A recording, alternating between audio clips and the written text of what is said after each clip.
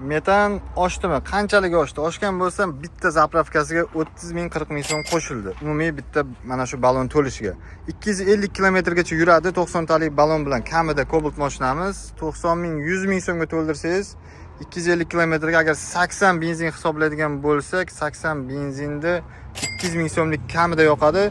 Shunda ham metan ancha yaxshi svicha provodalariga zaslonkalar qoraymasligi uchun yoki moyda ham sifat uchun anchagacha moyiz qoraymaydi. Metanni shunisi yaxshi. Metanni qo'yganda ham yaxshisini qo'ydirsalaring, umuman muammo bo'lmaydi mashinada. Original postavkalar bilan kuzovni yormaydigan qilib, ballonni yemaydigan qilib, ana shu lentalari ham juda qalin bo'ladi. Umuman ballon aylanib ketmaydi. Mana shularni hisobga olgan holda original zavodskoy postavkalar qo'yib berganmiz. Taglarini shumka qilib, chiroyli qilib ustanovkani eng yaxshi va originalni qo'ydik Cobaltga. Mashinamizni oldiga ham eng yaxshi zapchastlardan tanlov qildik.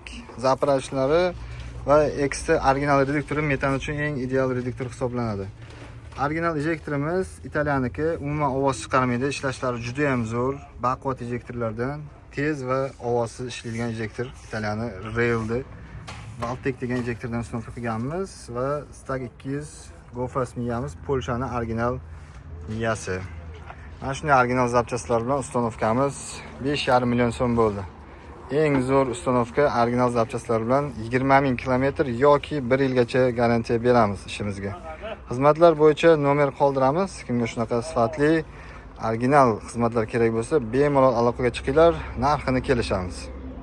Mashinamiz benzinda ishlashi, mashinamizning benzin holati. Hozir mashinani gazga o'tkazamiz. Gazga o'tkazing. Mashinamiz gazga o'tdi.